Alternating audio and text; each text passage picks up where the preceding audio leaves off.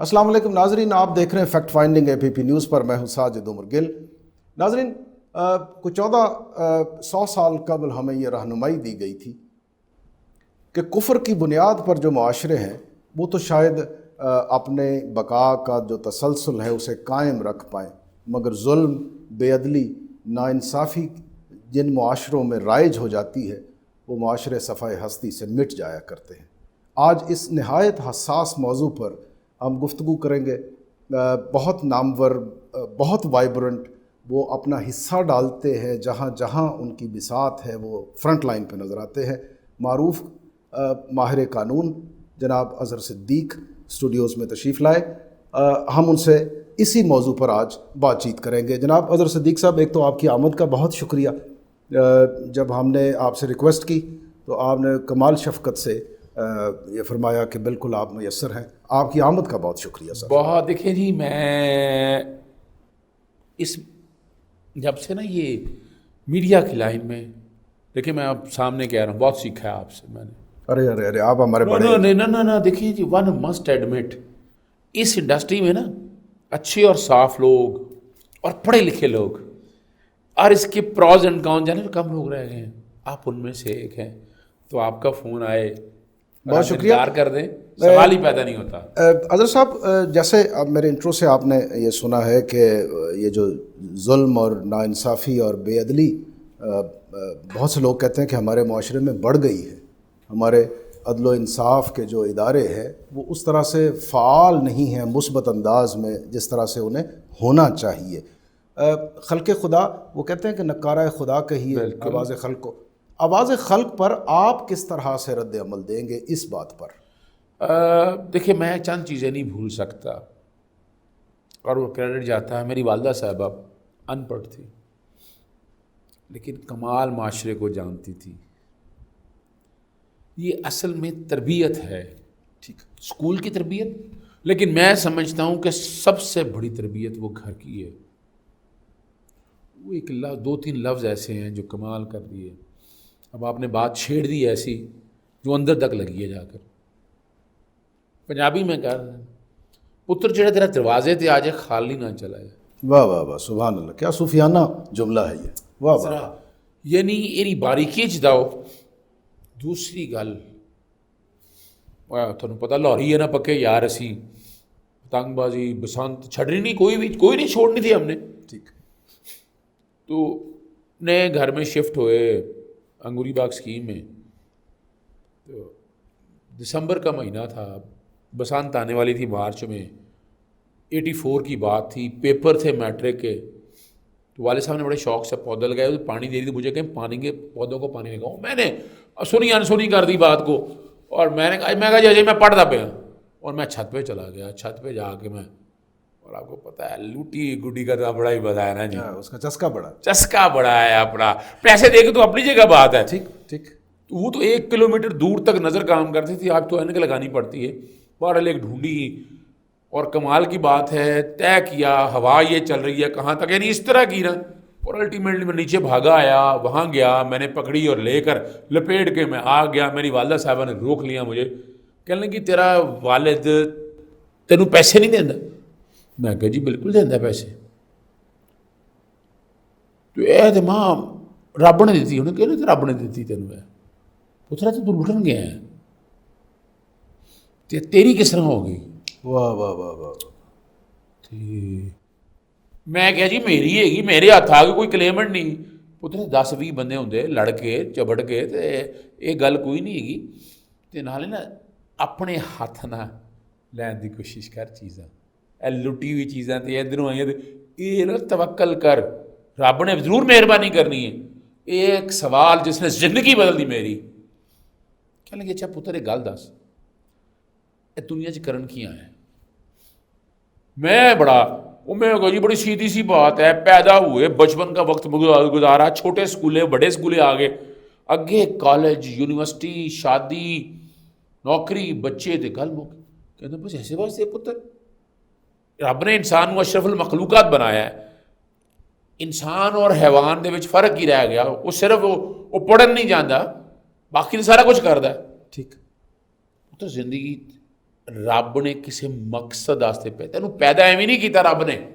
तो कुरान में आप देखिए ना, जो कुरान की टर्मिनोलॉजीज हैं, उक्सितु, एदिलु, इंसाफ कायम करो, अदल करो, वो कुरान की गाइडेंस तो डिवाइन तो हमारे पास है ये हकीकत मकासद में। आप अंदाज़ा लगाएं कि स्कूल ना गई हुई औरत, कुरान मजीद है एक्चुअली उसकी, देखे ना विजडम कहाँ से था, कुरान से था।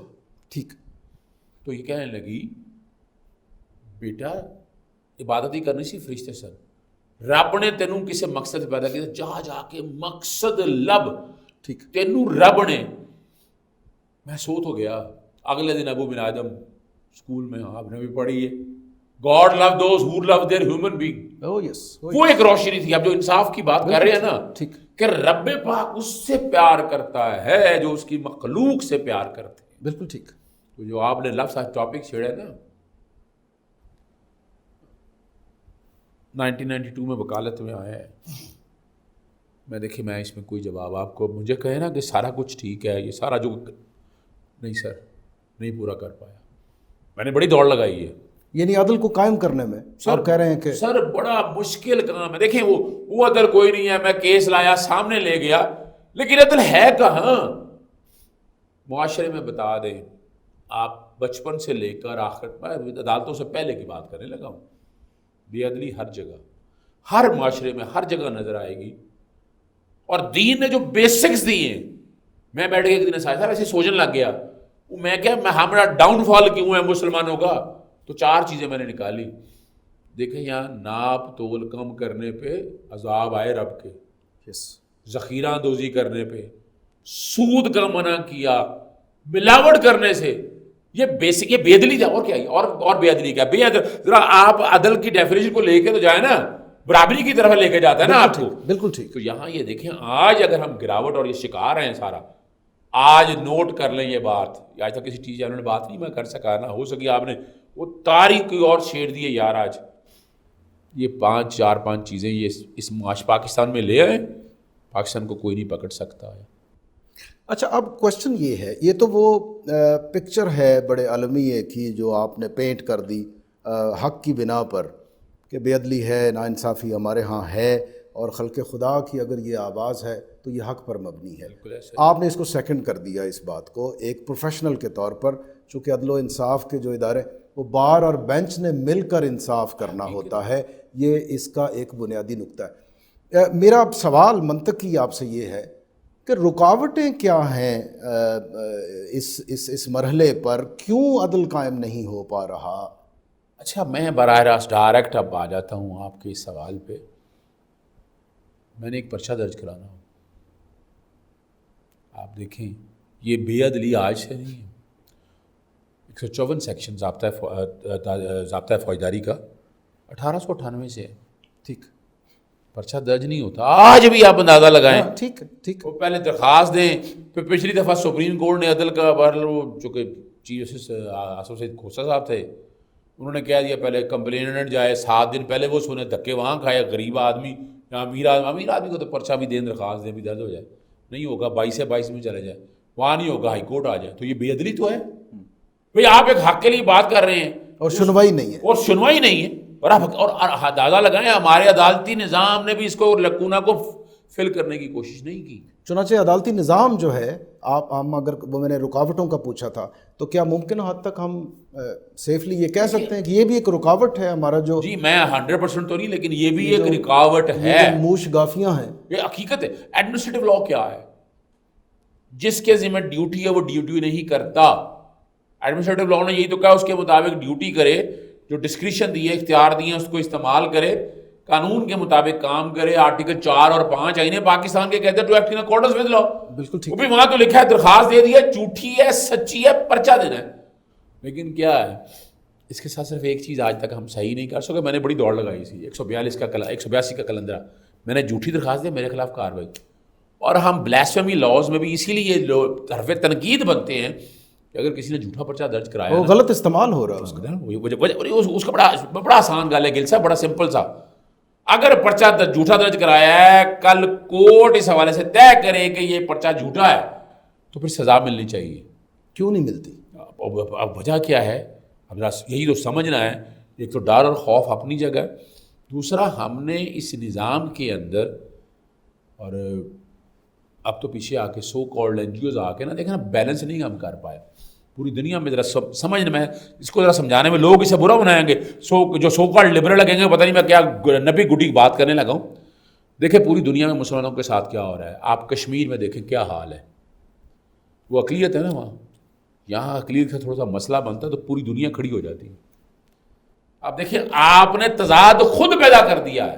وہ تو ہماری جو خارجہ پالیسی اس کا بھی ایک دوش نہیں، اس پر حقیقت ہے، یہ حقیقت ہے. لیکن میں بتاؤں ہم منوا نہیں پائے اپنے آپ آپ دیکھیں نا، لیکن وجہ یہ ہے مقروض ہیں، مجبور ہیں، بے بس ہیں، لاچار ہیں. دیکھیں وہ بڑی چالاکی کے ساتھ یونائٹڈ نیشن بن گئی. یونائٹڈ نیشن کے نیچے کتنے ادارے بن گئے، انہوں نے سسٹم بنا لیا، سیکیورٹی کونسل کا ممبرس کا. ساری چیزوں کو دیکھیں.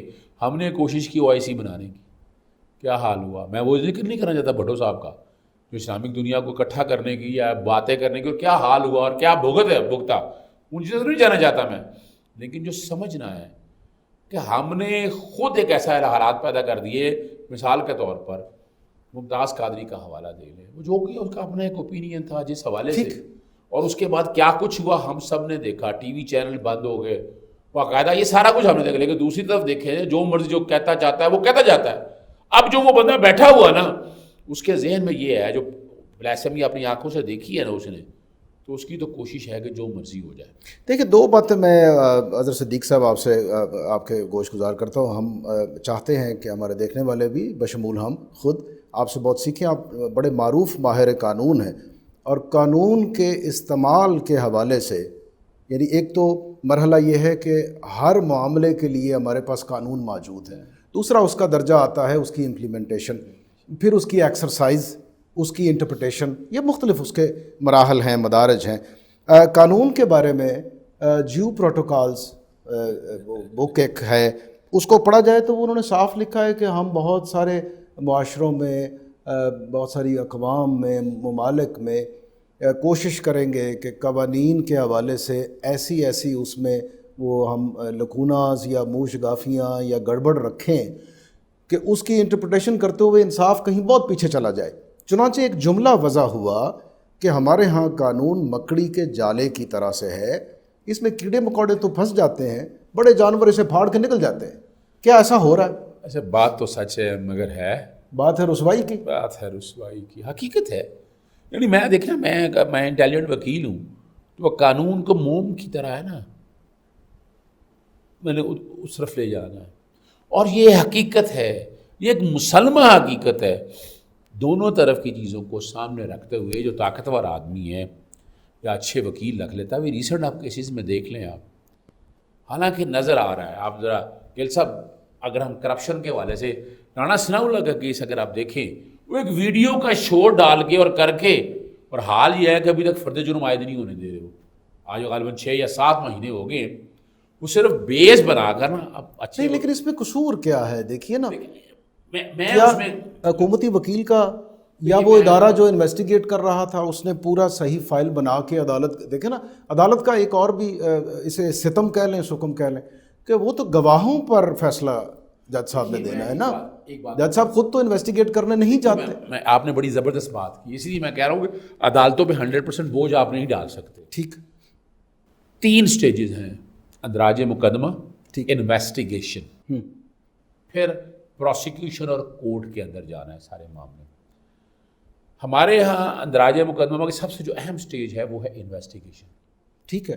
اب انویسٹیگیشن ماڈرن دور پہ ہم کر نہیں سکتے. کرائم سین پریکیور نہیں کرنا، فورنسک ہم نے کرنا نہیں ہے، فنڈ ہم نے دینا نہیں. نیب کو فنڈ میں ساتھ، نیب کی اگر مثال لے لیں ان کی، تو فنڈ دینا بھائی ان کو. اے این ایف تو چلے کسی اس بجٹ میں تو کوئی اگر مجھے ایگزیکٹلی فگر یاد کو 65 کروڑ سے زائد اس کو اضافہ کیا گیا. وہ شور ہم ڈالتے رہے نا، اس سے پہلے تو نہیں نا ایسا. اچھا، ہم شور ڈالتا رہیں. اور وجہ یہ ہے کہ دیکھیں یہاں یہ نہیں ہے. پھر دوسرا جو عمل ہے نا ساتھ، یہاں نالائق آفیسرز ہیں. یعنی مثال کے طور پر میری روزانہ ہی پولیس کے خلاف کمپلینٹ جاتی ہے 8787، اچھی کاوش ہے. وہ سارے ان پڑھ لوگ بٹھائے ہیں، وہ پہلے میرے سے سمجھیں گے. یعنی میں کوئی 10 دفعہ ان کو سمجھاؤں گا، میں آؤٹ ہو جاؤں گا. وہ 10 دفعہ میں سمجھاؤں گا. اور ہم نے کوئی سسٹم ایسا، کیا اس میں کوئی دوش؟ ایک تو ہم نظام کی وہ جو ریڈ ریبن ہیسلز ہیں درمیان میں، اس کو لوگ منور کر کے دیکھیں نا کامیاب وہ کیا کہتے ہیں گر تو برا نہ مارے، کامیاب وکالت شاید اس دور میں یہ ہے کہ آپ مجرم، بڑے سے بڑے مجرم کو بچا لیں، تو آپ بہت بڑے وکیل ہیں. حقیقت ہے، یہ بڑا بدقسمتی کا ایک بڑا عالمی عنصر ہے. مگر مجھے یہ بتائیے کہ یہ جو رکاوٹیں ہیں مختلف مدارج اور مراحل پر، یہ نظام کے سکم اور خامیاں ہیں یا کوئی نیتوں کا فطور ہے؟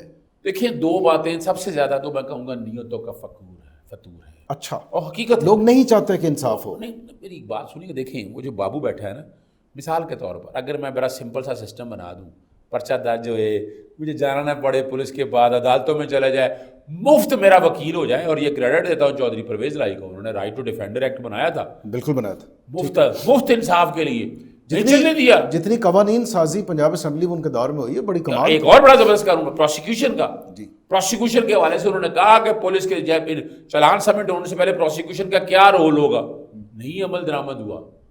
یہاں کس نے نہیں ہونے دیا؟ یہی آپ کی بیوروکریسی نے، آپ کے مافیاز، یا وہ لوگ، یعنی میں بیٹھا ہوں نا یہاں، میں نے غیر قانونی کام کرنے ہیں نا، اب میں جب اپنے غیر قانونی کام کر رہا ہوں نا، تو میں نے تو بیٹی بھائیوں کا بھی دھیان رکھنا ہے نا. ٹھیک، جو جن کا میں نمائندہ بیٹھا ہوں، تو میں نے سسٹم ایسا بنانا ہے کہ کل اس کا الٹیمیٹلی دیکھیں بینیفیشری میں تو ہوں ہی ہوں. یعنی وہ جیو پروٹوکولز والی جو بات بالکل بات حقیقت ہے، ہمارے ہاں امپلیمنٹ ہوئی ہے. حقیقت، دیٹس ریئلٹی. دیکھیں مجھے آج دے رہے ہیں، مجھے آپ دے رہے ہیں یہ پولیس کو 10 دن، میں صرف 10 دن کی بات کر رہا ہوں، کوئی مشکل کام نہیں، قانون آلریڈی کوئی مشکل کام نہیں ہے. مثال کے طور پر چھوٹی سی مثال، پرچہ درج ہو، ٹھیک ہے، درخواست جو بھی آئے، جھوٹی ہو سچی ہو، اس پہ کارروائی ہو، 157 کی ہو، اور حق کی بنا پر جی ابھی فی الحال ہمیں اگر جھوٹ دیا ہے تو 182 کا کلندرا چھوڑ کے سزا رکھ دیں کہ اگر جھوٹی درخواست دے گا جس جرم کی ہوگی اس کی آدھی سزا ملے گی. اور آپ فوری کام کریں، آپ چالان 14 دن کے اندر مکمل اور سائنٹیفک بنیادوں پر کرائم سین پریکیور کرنا ہے، سارا جتنا بھی ہے. اب پرچہ درج نہیں دیتا، ایسے جو نہیں دیتا پرچہ درج، 3 دنوں کے اندر خود بخود سیشن جج کے پاس جائے، 22 سے 22ویں کا کردار ادا کرے، 5ویں دن وہ پرچے کے آرڈر کر دے، اور اس طرح کے ایسے جو کہ 3 اس نے پرچے نہ دیے ہو نا، وہ نوکری سے فارغ. لیکن سر گزارش یہ ہے کہ وہ جو ہمارے بڑے بڑے اہم اداروں میں بریف کیس چلتے ہیں، چمک چلتی، اس کا کیا کریں گے؟ دیکھیں میں تو وہی تو بتا رہا ہوں نا، خدا خوفی باقی نہیں آپ کے ہاں، تو انصاف کیسے ہوگا؟ آپ امیجن کر لیں، ایک بیچاری بچی کی، بیوہ عورت ہے، بچی کے ساتھ ریپ ہوا. ایک دور ہوتا تھا جو پرانے پولیس افسر نا وہ کہتے تھے 2 مقدمات میں ہم لحاظ نہیں کرتے کسی، بالکل ٹھیک، ایک یہ تھا ریپ اور دوسرا قتل. اور اب آج حال دیکھ لیں، یہ بے معنی ہو گئے، ختم ہو گئی ان کی وقت. یعنی انسانیت میں، اور یہ قصور ہمارا جو ہمارے ہاں سو کالڈ جمہوریت ہے، میں تو نہیں قائل اس کا، اور کسی حد تک آپ بھی قائل نہیں ہیں. یہ جمہوریت کی شکل ایک ہے کہ جو بیٹھ کے یہ صرف اور صرف پاور کوریڈورز کو بچانے کے لیے اپنا ایم این اے لے آؤ، اپنا ایم پی اے لے آؤ، اپنا ایس ایچ او لگا لو، اپنا پٹواری لگا لو، اسکول ٹیچر اپنے لگا لو، سفارشی دے کے اپنے بھرتی کرا لو، اور یہ اسی لیے. لیکن اظہر صاحب اگر یہی چلتا رہا، مجھے کہا جا رہا ہے ایک چھوٹی سی بریک لینے کے لیے، اگر یہی نظام اسی طرح سے چلتا رہا تو خدا نخواستہ خاکم بدہن پاکستان بڑی دلدلوں کا شکار نہیں ہو جائے گا؟ بریک ابھی لینی ہے، کوئی کامنٹ آپ؟ اچھا میں سمپل سے بتا دوں، اگر یہ نظام زیادہ دیر چلا نا، میں سنتا تو میں ہر وقت آیا ہوں، لیکن میں اسے اگلا خونی دور دیکھ رہا ہوں پھر، اور دیٹ از ڈینجرس. مجھے دیکھیں نا عدم اعتماد ہو گیا نا، لوگ پھٹ پڑیں گے، لوگ کہیں گے بجائے میں عدالتوں میں جاؤں میں یہی انصاف دے دوں، اور یہ خطرناک کام ہے. یعنی آرگنائزیشن سے جان اس لیے چھوڑی، گلی چوراہوں پر حقیقت ہے لوگوں نے جلاد کا کلہاڑا اٹھا لیا، حقیقت ہے. یہاں گاڑی میں سے پکڑے، یعنی وجہ کیا ہے، پہلے وہ ایگزیکٹو کے ہاتھوں ذلیل ہو، پرچہ درج کرنے سے، چلانوں میں جائے، بیٹھ کے چلان فائل ہو، عدالتوں میں جائے، عدالتوں میں وکیل کرے، ہر تاریخ پہ جانا، وہ خرچہ ورچہ آپ کو پتہ ہوتا ہے. تو انصاف تو 8 سال میں ملے گا نا، 10 سال میں ملے گا، 20 سال میں ملے گا. وہ تو پھر آپ you are heading toward a disaster. اور ابھی بھی آپ نے نہ سوچا، یہ 2 کارنر بتا رہا ہوں آپ کو، دیوانی میں چھوٹا سا بھی میں نے اشارہ، فوجداری میں، اور دیوانی میں بہت چیزیں بہتر ہونے. دیوانی میں تو وہ کہتے ہیں کہ دادا کیس کرتا ہے، پوتا بھگتتا ہے بیچارہ. ناظرین، اظہر صدیق صاحب سے عدل و انصاف کے حوالے سے گفتگو جاری ہے. اس میں بہت حساس نکات بھی ہیں، بہت دل کو دکھانے والی باتیں بھی ہیں، لیکن یہ تمام باتیں، یہ تمام امور ہماری اپنی زندگیوں اور ہمارے معاشرے کے لیے بہت اہم ہیں۔ ہم اس گفتگو کو آگے بڑھائیں گے بریک کے بعد، آپ ہمارے ساتھ رہیے۔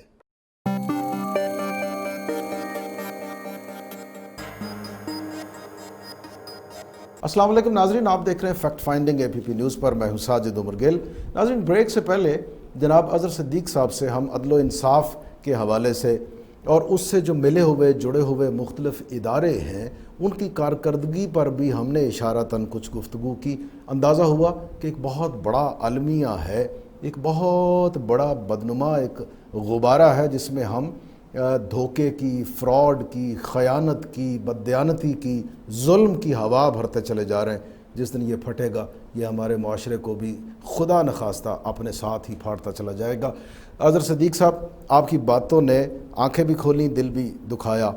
آپ جیسے ایسی شخصیت جو ہمہ وقت عدل و انصاف کے اداروں سے جڑی ہوئی ہے، اگر اس کے دل کے حساس جذبات یہ ہیں تو عام آدمی کا تو پھر کوئی رہ نہیں گیا باقی سہارا۔ آپ دیکھیے، ابھی آپ نے دیوانی اور فوجداری کا ذکر کیا ہے، عمریں بیت جاتی ہیں لوگوں کو جیلوں میں سڑتے ہوئے، اور پھر برسوں بعد فیصلہ ہوتا ہے کہ یار یہ تو بے گناہ تھا۔ ابھی پچھلے دنوں ایک بڑی سٹوری ہمارے اخبارات کی زینت بنی، مگر دوسری طرف یہ ہے بغیر مچلکوں کے بہت بڑی جو شخصیات ہیں جن پر اربوں خربوں کے چور ڈاکو لٹیرا ان کو کہہ کے آپ نے ثابت کیا، ان کو سیاست سے آؤٹ کر دیا، ان کی ضمانتیں آج بھی بغیر مچلکوں کے چند منٹوں میں ہائی کورٹ طے کر کے ان کو باعزت گھر بھیج دیتا ہے۔ مچلکے ہفتے 10 دن کے بعد بھرے جاتے ہیں۔ آپ میرا اشارہ سمجھ گئے، آپ اس کی تفصیل ذرا سامنے لائیں۔ دیکھیں، میں ایک بات عرض کروں، میں مایوسی کی باتیں نہیں ہیں، میں بھی بڑی دفعہ مایوس ہوا لیکن زندگی بدل دی۔ حج کوٹا کیس میں مجھے یاد ہے آج بھی، سپریم کورٹ میں کیس یہاں سے جیتا، سپریم کورٹ میں کیا کچھ میں وہ بتانا نہیں چاہتا، میں ہار گیا کیس۔ میں اتنا ڈس اپوائنٹ ہوا، میں نے کہا میں نے وکالت پبلک انٹرسٹ چھوڑ دینی۔ ایک سینئر وکیل ملے، انہوں نے کہا تمہارا کام ہے دروازہ کھٹکھٹانا۔ دیکھیے نا، پبلک انٹرسٹ کی جب بات آتی ہے تو آپ ایک توانا تر آواز ہیں عوام کے حقوق کے لیے۔ یہ رب پاک آئے روز آپ اپنے آپ کو، وہ آپ کے بارے میں لوگ کہتے ہیں کہ پہلو میں آگ دہکائے رکھتا ہے اور قدموں کے نیچے کانٹے رکھے ہوتے ہیں، آپ تو ایک مجاہدانہ انداز میں اس پہ کام کرتے ہیں۔ اگر آپ کو مایوسی گھیر رہی ہے تو باقی تو پھر کہیں۔ دیکھیے، یہ میں بات کر رہا ہوں آج سے کوئی 12 سال پہلے کی، ذہنی طور پر میں بتا رہا ہوں میں آپ کو، اسی لمحے رب پاک کی ذات بڑی بے نیاز، کوئی شک نہیں جی، کوئی شک نہیں۔ اور یہ میں دیتا ہوں، کریڈٹ دیتا ہوں رب پاک کی ذات کو کہ وہ خود ہی انسانوں میں سے کو کھڑا کیا اور اس نے میری تربیت کی، جیسے میری والدہ تربیت کرتی ہیں اس ہاتھ انہوں نے تربیت کی۔ اس نے کہا اظہر صدیق تیرا کام دروازہ کھٹکھٹانا ہے، نتائج تیرے ہاتھ میں نہیں ہے، نتائج چھوڑ دے رب پاک پہ، وہ بہتر سمجھتے ہیں، تو اپنا کام کر۔ جس اور مجھے میرے ماں کے لفظ یاد آ گیا، دنیا میں کس لیے آئے ہو، تیرے دروازے پہ کوئی آ جائے۔ دیکھیں، مایوسی کی باتیں میں آپ چونکہ دیکھیں جو سچ ہے نا وہ چھپ نہیں سکتا۔ ٹھیک، میں آپ کو کہوں کہ بہترین نظام ہے پاکستان کے اندر، کس نے کہا ہے؟ دنیا میں تو ہم بیوقوف بناتے ہیں اور کہتے ہیں، لیکن ہم اس نظام میں جینا ہے۔ یہ کیسا عجب بھونڈا سا نظام ہے، معاف کیجئے میں نے سخت لفظ بول دیا ہے۔ آپ ریمنڈ ڈیوس کو جس طرح یہاں سے نکالتے ہیں، ابھی گزشتہ دنوں کراچی میں ہوا امریکی شہری، جس طرح سے آپ نے پلٹا کھایا ہمارے اداروں نے، اور جا کے عدالتوں میں بڑے بڑے آفسرز نے، بڑے بڑے اہم ذمہ دار شخصیات نے اس کی ضمانت لی، اس کو بری کرایا وہاں سے۔ کبھی کوئی عام آدمی کے لیے بھی کوئی بڑا آدمی یوں جج کے سامنے جا کے رویا پیٹا ہے کہ حضور بے گناہ اس کو معاف کر دیں؟ کبھی ایسا کوئی مثال ہے؟ غریب آدمی تو کیڑے مکوڑوں کی طرح مرتا ہے ہمارے اس نظام میں۔ اچھا دیکھیے، میں ایک بات بتاؤں آپ کو، اس معاشرے میں ایسے لوگ موجود ہیں وہ جو خدا ترس بھی ہیں، یعنی میں اب انڈیویجول کیسز تو میں ذرا کم لیتا ہوں، جو کہ پبلک انٹرسٹ بڑے لیول پہ آ گیا، اسپیکٹرم بڑے پہ آ گیا، آج بھی کئی ایسے لوگ موجود ہیں کہ ان تک بات پتہ چل جائے۔ معاشرے کا حسن ہی یہ ہے، لیکن یہ بڑی قلیل تعداد ہے۔ نہیں، وہ تو خیر اور شر کی ازل سے لڑائی تو ہے۔ میں تو یہ گزارش کر رہا ہوں کہ جو ہمارے ذمہ داران ہیں، دیکھیے نا، آپ ماہر قانون ہیں، میں آپ سے قوانین اور عدل اور انصاف کے حوالے سے، میں آپ سے ڈاکٹری کرونا کا علاج نہیں میں پوچھ سکتا آپ سے، ٹھیک ہے نا جی. میرا کام ہے, میرا پروفیشن ہے سوال اٹھانا. میں ایک صائب انداز میں سوال آپ کے سامنے رکھ رہا ہوں. خیر اور شر کی یہ جو ستیزہ کار ہیں ازل سے, وہ یہ ایک لڑائی تو چل رہی ہے. سوال تو یہ پوچھا جائے گا کہ ساری صورتحال میں جو ذمہ داران تھے یا ہیں, انہوں نے کیا کردار ادا کیا ہے. آپ کہتے ہیں کہ نظام بہت گلا سڑا ہو گیا ہے, عدل نہیں رہا ہے, تو پھر ذمہ دار تو وہی ہوئے نا جو اس سے متعلقہ ہے. دیکھیں آپ نے خود ہی اپنے ایک سوال, جو پہلا سوال تھا میں اس کی طرف آ رہا تھا, دیکھیں اس میں خود ہم نے ڈسپیرٹی پیدا کر دی. آپ کے جو لیڈرز ہیں, جو سیاسی جماعتیں ہیں, جو ایک کانسیپٹ تھا مسجد اور ممبر کا یا خلفائے راشدین یا حضور نبی کریم صلی اللہ علیہ وسلم کے حوالے سے کہ وہ بہترین شخصیات ہے, اب یعنی حامل ہوتا تھا جو لیڈر تھا نا, اس پہ انگلی نہیں اٹھائی جا سکتی. بہت تقوی والا, توکل والا, نیک پاک پاس. آپ امیجن حضرت عمر فاروق چادر سے زیادہ جو سوٹ پہنا ہوا تھا, اس کے حوالے سے ہر ایک کو پتہ ہے. اور پبلکلی انہوں نے جواب دہی کا رستہ اختیار کیا, انہیں جواب دینا پڑا. دیکھیے جمہوریت کی یا احتساب کی کتنی بہترین مثال ہے یہ. اس سے بڑھ گئی نہیں. انہوں نے یہ نہیں کہا کہ میں عمر مجھے جانتے نہیں, مجھ سے تم سوال اور ہوتے مجھے سوال کرنے میں شکریہ تیرا کہ تم نے سوال پوچھا. کا دیکھا نہیں وہ کیا کرتا تھا, مجھے کیوں نکالا. آپ امیجن کریں یہ یعنی دیکھیں نا, اسلام ہی ہے یہاں پر, اور یہ جمہوریت جو مکسر بنا دیا نا ہم نے, یہ دیکھنا جو بھی معلول بنا دی ہے, یہ نہ فٹ ہے نہ سوٹیبل ہے ہمارے اس نظام کے لیے. اور یہی ایک وجہ ہے. آپ نے بہت عرصے سے, مجھے یاد پڑتا ہے کوئی 10 برس قبل کی بات ہے, مجھے یاد آ رہی ہے کہ کنٹرول ڈیموکریسی کے بارے میں آپ نے گفتگو کرنا شروع کی تھی. تب لوگ کہتے تھے کہ یہ اظہر صدیق صاحب کیا بات کر رہے ہیں, کیا بات ہو رہی ہے. آپ ٹھیک کہہ رہے ہیں کہ جو ہمارے جمہوری نظام میں بھی جو سکم ہیں, جو مسائل ہیں, وہ اپنی جگہ ہے. ایک طرف جہالت کا انبار ہے, اس کے ووٹ زیادہ ہے, مجید گئی حقیقت ہے. عقل جو ہے وہ محو تماشا لبوام ابھی بیچاری کھڑی ہے کہ یار یہ میں کیا کر رہی ہوں, میرے سامنے کیا ہو رہا ہے. آپ کے جو معلم ہیں, جو تعلیم ہے, جو عقل ہے, وہ تو بالکل عضو معطل یا مزمحل ہو چکے ہیں. یہ حقیقت ہے. آپ کے چوروں, ڈاکوؤں, بڑے جو مال کھانے کمانے اور سنبھال کے رکھنے والے, ان کی حکومتیں ہیں جی. میرا تو درد اور سوال وہیں کا وہیں کھڑا ہے. اگر اسی تسلسل سے آپ آگے بڑھتے رہے تو عام آدمی, کیڑے مکوڑے, میں بڑا غلط لفظ استعمال کر رہا ہوں, یہ بام بن جائیں گے سر. آپ دیکھیں, ہم سمپل سی بات میں آپ کے یہ بام بن جائیں گے, یہ پھٹیں گے. یہ حقیقت ہے. آپ کا معاشرہ پھر کہاں جائے گا. آپ میں چھوٹی سی مثال دے دوں, میں نے اتنا الیکشن لڑنا ہو آج, تو کیا میں اپنی ذہانت یا اپنے کام کی وجہ سے الیکشن جیتوں گا؟ نہیں جی, نہیں, قطعاً نہیں. حقیقت ہے. آپ کا بار کا جو الیکشن ہے وہ ایک ایم این اے کے الیکشن سے زیادہ مہنگا ہے. کروڑوں روپیہ لگتا ہے, تو مہنگا ہے. جب میں کروڑوں روپیہ خرچ کروں گا تو کروڑوں روپیہ پھر میں نے نکالنا, پھر وکالت نامے بیچنے, جو کچھ بھی ہونا وہ بار میں بیٹھ کے اب بھاوتا ہو. اور آپ یہاں دیکھیں نا کہ آپ نے ممبر پر ایسا آدمی لے گئے خود ہی, یعنی وہ لے گیا جو پاک دامن نہیں ہے, جو صاف دامن نہیں. حقیقت ہے. اور اس میں یہ نظام کی خرابی کی وجہ یہ ہے, یعنی وہ چور چکر, یعنی ہم اپنے ڈرائیورز ٹھیک کریں, رہنما صحیح منتخب کریں. اچھا, ایک اور سوال آج کل لوگ پوچھ رہے ہیں کہ جی ہم نے بڑے چاؤ سے, بڑی محبت سے جناب عمران خان صاحب کو ایک ایماندار آدمی, صاف دامن آدمی سمجھتے ہوئے, ایک ایسا شخص جو بہت دلیری سے اپنی غلطیوں کا اعتراف کرتا ہے اور کہتا ہے کہ ہاں ماضی میں مجھ سے یہ ہوا ہے. ہم تو اپنی غلطیاں چھپانے کے لیے مزید غلطیاں کرتے ہیں نا, اپنے داغ چھپانے کے لیے اپنے دامن میں مزید داغ لیتے. لیکن وہ بہادر آدمی, وہ کہتا ہے جی ہاں مجھ سے غلطی ہوئی لیکن میں نے توبہ کا راستہ اختیار کیا. بہت سے لوگ یہ کہتے ہیں کہ بڑے چاؤ سے ہم انہیں لے کے آئے. اب بہت سے لوگ کہتے ہیں کہ خان صاحب بے بس دکھائی دیتے ہیں. اچھا دیکھیں, میں ابھی اس سے کیوں, اگر آپ کا فوکس یہ تھا کہ اچھے لوگوں کو آگے لاؤ, اچھے لوگ تو ہمیں بے بس دکھائی دے رہے ہیں تاحال, کیوں سر؟ اچھا, میں نے اچھا بات اب سوال کر دی کہ آپ کا نظام, میں چھوٹی سی مثال دے رہا ہوں آپ کے سامنے. نواز شریف صاحب جب آئے, آپ کو بھی پتہ ہے, گوال منڈی میں شروع ہوا, پولیس بھرتی کی انہوں نے, پھر انہوں نے LDA بانٹا, پھر انہوں نے مختلف جگہوں پر جا کر شادی, اور یہ ساروں نے شادی اپنا بیوروکریسی میں اپنے بندے لا, تو انہوں نے, معاف کیجیے, عدالتی نظام کو نہیں چھوڑا. اب نا یہ گاڈ فادر یا سیزیلین مافیا سے بہترین مثال نہیں ہے کہ ہم نے نظام میں ایسے جگہوں کے لوگ دیا. مثال کا میں نے پرچہ درج کرانا ہے, میں کیوں جاؤں گا تھانے, میں کیوں جاؤں گا وکیل, میں تو جو تگڑا آدمی ایک ایسا چاہیے جو میرا پرچہ درج کرا دے, میرا پرچہ خارج کرا دے, میرے بچے کی ضمانت کرا دے. سر تگڑے آدمیوں کی مثال تو ماڈل ٹاؤن کیس ہے, آپ دیکھ لیں راجو خران پہ 14 قتل آپ نے دن دہاڑے. آپ امیجن کر لیں, اس کی ایک رپورٹ پبلک کرنے پہ 3 سال لگے, سنگل جج سے فیصلہ لیا, پھر فل بینچ نے فیصلہ دیا. اور آپ دوسری طرف کہتے ہیں کہ جسٹس ڈیلیڈ از جسٹس اور یہ حقیقت ہے. آپ نے اپنے سوال ہی کے اندر, یعنی اس کو ہم ذرا تھوڑا سا اس طرف لے کے آئیں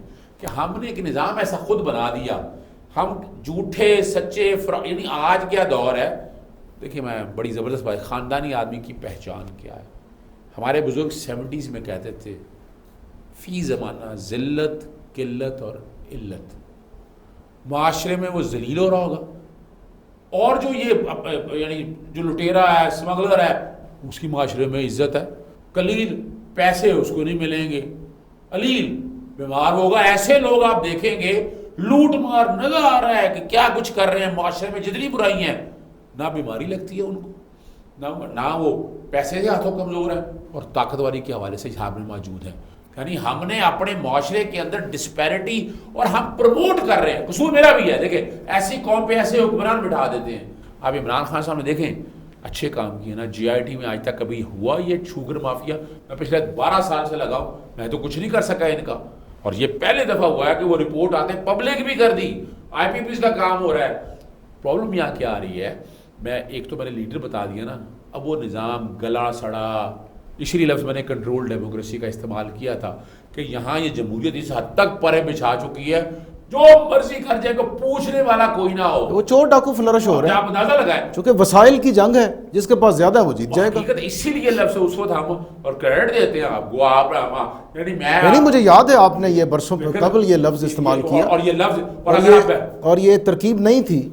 ہم آپ سے پوچھتے تھے کہ یہ کیا بلا ہے جو آپ بول رہے ہیں. لیکن آپ دیکھ رہے ہیں اگر یہاں پر بیٹھ کے یعنی جو حال ہو گیا, وہ کہتا بھائی آپ نے دیکھا نہیں یہاں کیا حال کیا. ریمنڈ ڈیوس کی بات کرتے ہیں, آپ بات کرتے ہیں ریمنڈ ڈیوس کا کیس, میں نے اس وقت لڑا, اور جو حال ہوا جو کچھ ہوا ان میں نہیں جانا چاہتا, جس طرح وہ نکل کے گیا وہ ایک لمبی کہانی ہے. لیکن میں اس کے ساتھ ساتھ 2 چیزیں ضرور بتانا چاہتا ہوں. آپ نے نواز شریف کے حوالے سے سر المیڈا, آپ کلبھوشن یادو دیکھ لیں, آپ جو تیسرا لڑکا تھا ممبئی اٹیکس کے اجمل قصاب کے حوالے سے, یعنی وہ اگر یہ کنٹرول ڈیموکریسی اس ملک میں نہیں ہوگی, مادر پدر آزادی ہو, تو آپ کا ملک بھیج جائے گا.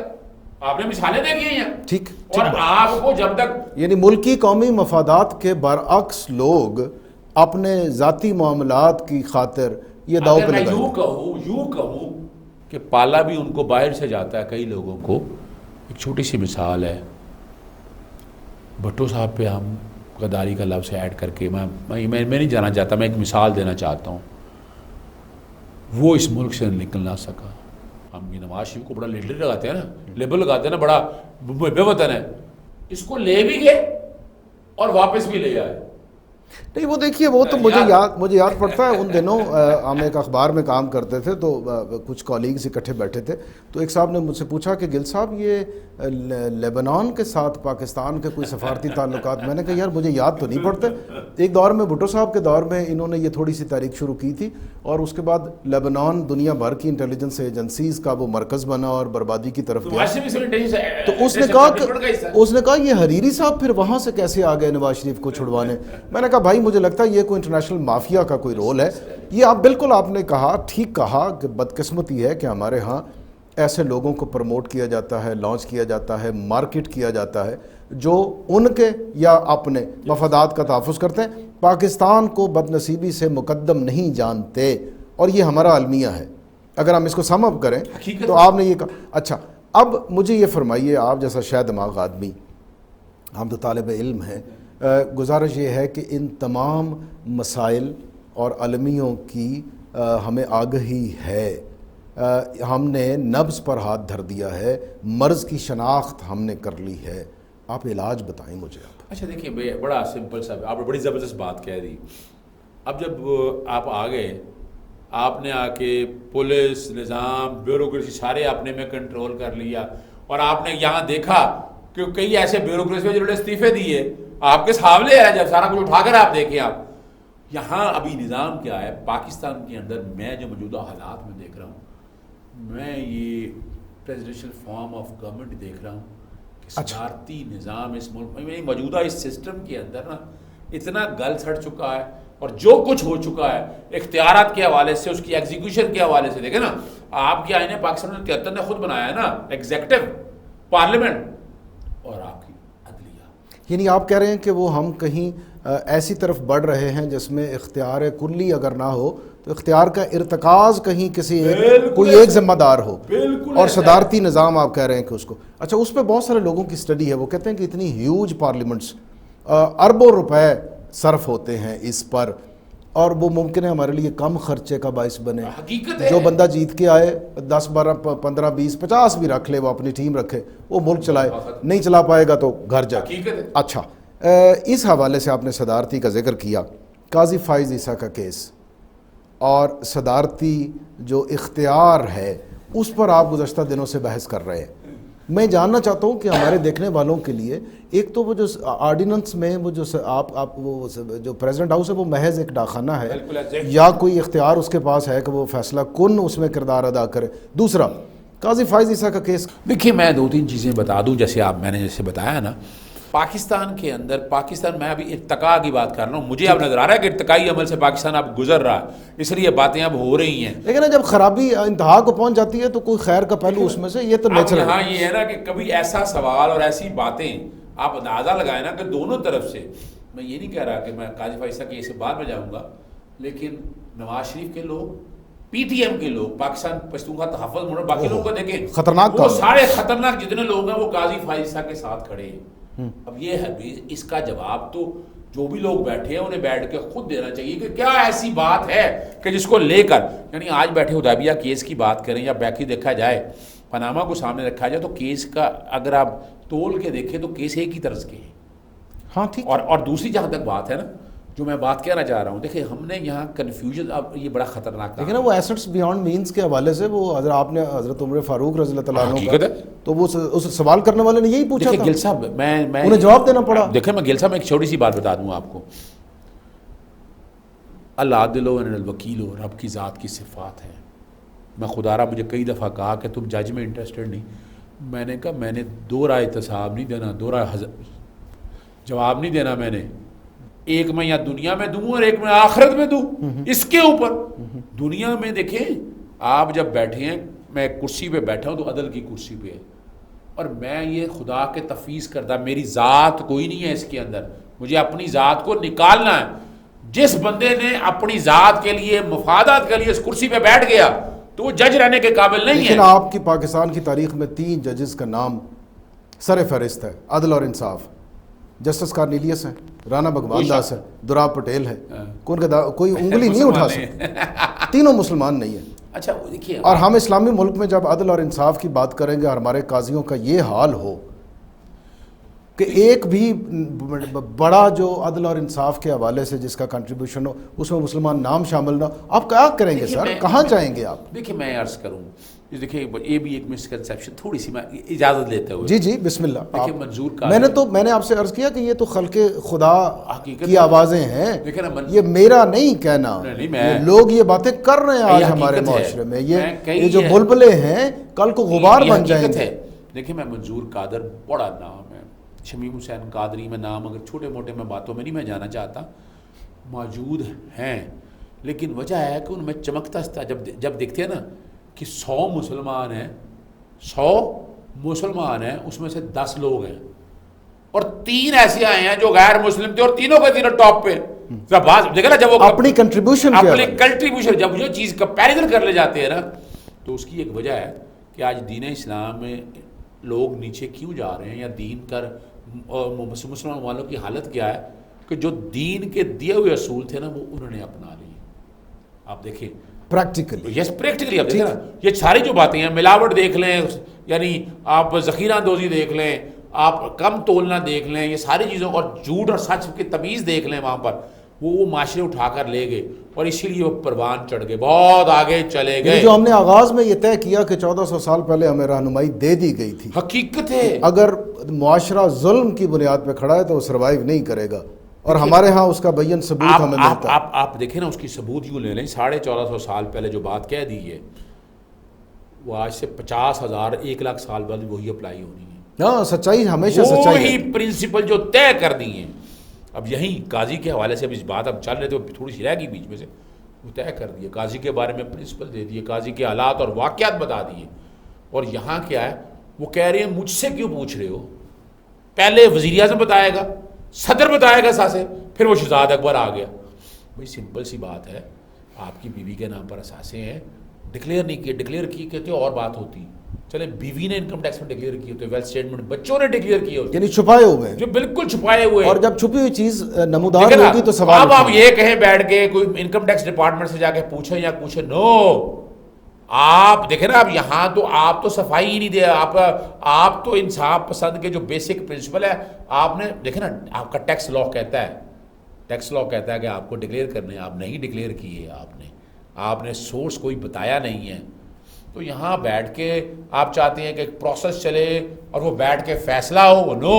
اچھا یہاں تو یہ بیسک پرنسپل. اور دوسری میں ایک بات ختم کر دوں جو کہ صدر پاکستان کا کردار کیا ہے، ایک انفارمنٹ ہے. اوکے، اطلاق آئین کے مطابق یہ 58(2)B کا اختیار استعمال نہیں، اور اسمبلیوں توڑنے کا. وہاں وہ آپ کو ڈسکریشن یا مائنڈ یا پاور آپ کو وہ استعمال کرنی ہے کہ میں اختیار. یہاں تو ایک انفارمیشن دینی ہے، فیصلہ کرنا ہے سپریمیشن کونسل نے، اور وہ آئینی ادارہ ہے، اس کو فیصلہ کرنے دیں. وہ فیکٹس فائنڈنگ بھی دیکھے گا، سارے حالات دیکھیں گے. آپ اگر ریٹرنڈنٹ کرنا چاہتے ہیں آرٹیکل 209 کو، کیا کوئی درخواست ہی نہ دے، درخواست دیا لینے کے ایسے سخت معیار مقرر کر دے. یعنی عام لفظوں میں اگر دیکھنے والوں کو ہم سمجھانے کی کوشش کریں تو جب آرڈیننس تیار ہو جاتا ہے، صدر صاحب ایوان صدر پہنچ جاتا ہے، reference, yes thank you very much, وہ پہنچ جاتا ہے تو اس میں صدر صاحب کوئی اس کا عمل دخل نہیں سوائے اس کے کہ وہ اٹھائیں ایز اٹ از، اس کو سپریم جوڈیشل کونسل میں بھیج دیں. یہ آئین ہے، یہ بالکل کہاں لکھا ہے کہ he has to apply his mind. یعنی ان کی اپنی ذات اس میں شامل نہیں ہے. اپلائی مائنڈ کہاں ہونا، ایک درخواست دینے کے لیے اپلائی مائنڈ کرنا پڑے گا. فیصلہ سازی جہاں کرنی ہے نا، جہاں فیصلہ دینا ہے، یعنی مجھے یاد ہے FIR درج کرنے کی، میں نے دیکھی FIR 1901 کی. میں فلاں جگہ گیا تو ایک لاش ملی، اتنا ہے 302 لگ گئی. آج کیا ہوتا ہے، میں گھر سے گیا، میرے دائیں یہ تھا، میرے بائیں یہ تھا، ایک نے ریوالور لمبے چوڑے نقشے بنائے جاتے ہیں پورا بیٹھ. اب دیکھیں یہاں انصاف پھر بھی نہیں ہوتا، انصاف. اور وجہ کیا ہے، انفارمیشن دینی ہے، دیٹس آل. FIR اور وہاں انفارمیشن دے دی. اب اس میں بیٹھ کے بیٹھنا کہ اب دیکھیں کیا درخواست دینے کے یہ سٹینڈرڈ طے کرنے پڑیں گے تاکہ درخواست ہی نہ دی جا سکے. وہی ہوا نا موش گافیاں. یس، موش گافیاں. آپ نے انصاف کے حصول کے مراحل کو اس قدر تنگ کر دیا ہے، مشکل بنا دیا ہے کہ انصاف دور کھڑا آنکھوں میں آنسو لے کے عاجزی سے دیکھ رہا ہے کہ کب میری باری آئے گی. اب دیکھیں نا، مثال آج باتیں ہو رہی ہیں کہ کیا حکومت گھر بھیج دیں گے، اس طرح کی باتیں ہو رہی ہیں. بالکل ہو رہی ہیں. دیکھیں نا، اب کیا آئندہ سے کوئی درخواست ہی نہ دے کسی جج کے خلاف. آپ دیکھیں اب کیا معاشرے میں ایسی وائس کیوں جا رہی ہے اور کیوں ایسا حالات اور واقعات پیدا کری. دیکھیے میں آخر میں اظہر صدیق صاحب ایک انتہائی بدقسمتی کا ایک ریکارڈ کا حصہ ہے. جسٹس اخلاق حسین پاکستان تاریخ کے شاید پہلے آدمی تھے جن کے بارے میں برطانوی اداروں کو لکھا گیا گورنمنٹ پاکستان کی طرف سے کہ جج کرپشن کی بنا پہ نکالنا ہو تو کیا کرتے ہیں. انہوں نے کہا سپریم جوڈیشل کونسل بناؤ، اس میں اس کا ریفرنس بھیجو، وہاں پہ اس کو سنا جائے اور سزا جزا کے عمل. لیکن جسٹس اخلاق صاحب کو اب نکال نہیں پائے تھے، باعزت استعفیٰ لیا تھا. دیکھیں میں ایک وجہ بتاؤں، ان کی دولت، ان کی جائیدادیں اس لاہور میں ہی بے شمار اتنی ہیں کہ آپ گنتی گننے تو انگلیاں کم پڑتی ہیں. بہرحال یہ ایک انتہائی تکلیف دہ پہلو ہیں ہمارے. ہم نے کوشش کی ہے کہ جستہ کچھ ایسے امور جن میں اصلاح ممکن ہے ہم ان کو اجاگر کریں. اس میں ہم نہ کسی کے خلاف بات کر رہے ہیں، نہ کسی کی حمایت میں بات کر رہے ہیں، ہم تو اپنا درد دل پاکستان کے لیے، یہ ہمارا مقصد تھا آج. ناظرین، اظہر صدیق صاحب سے جو ہم نے گفتگو کی ہے، اس میں ایک بات تو بہرحال طے ہے کہ جس معاشرے میں سزا اور جزا کا عمل بالکل مضمحل ہو جائے، عضو معطل ہو جائے، وہاں پر انسانیت بچ نہیں پاتی اور انسان آدمزاد چلتے پھرتے بوم کی شکل اختیار کر لیتے ہیں. وہ جذباتی سطح پہ آ کے بالکل نیگیٹیوٹی وہ پھٹ جاتے ہیں. جب وہ پھٹتے ہیں تو پورے معاشرے کو اپنے بہاؤ کے ساتھ لے جاتے ہیں. یہ بربادی کا رستہ ہے. ناظرین، ہمیں کہیں رک کر یہ سوچنا ہے ایک لمحے کے لیے کہ پاکستان ہے تو ہم ہیں. آئیے سب مل کر پاکستان کو بنائیں، سنواریں، اس کو استحکام کی منزلوں کی طرف لے کے جائیں. اس کے لازم ہے کہ ہم خیانت نہ کریں، ہم ذمہ داریوں کا تعین کرتے ہوئے انہیں بخیر و خوبی ادا کریں کرپشن نہ کریں, ہم جس پیڑ پہ بیٹھے ہیں اس کی جڑیں مت کاٹیں. یہ ہماری ذمہ داریاں ہیں, اور اس کے بعد جب ہم یہ کر لیں گے تو ہمارے اوپر جو ذمہ دار ادارے ہیں یقیناً وہ بھی اسی آپ کی وسعت میں اندر آ جائیں گے, وہ بھی اس طرح سے عمل درآمد کرنا شروع کر دیں گے. یہ ہم دعا کر رہے ہیں. اظہر صدیق صاحب نامور ماہر قانون, ان کے ساتھ جو ہم نے گفتگو کی وہ اسی جذبے کے ساتھ کی ہے. اللہ کرے کہ پاکستان کا نگہبان رب العالمین ہمیشہ کی طرح رہے. ساجد عمر گل کو فیکٹ فائنڈنگ سے اجازت دیجیے. پاکستان زندہ باد.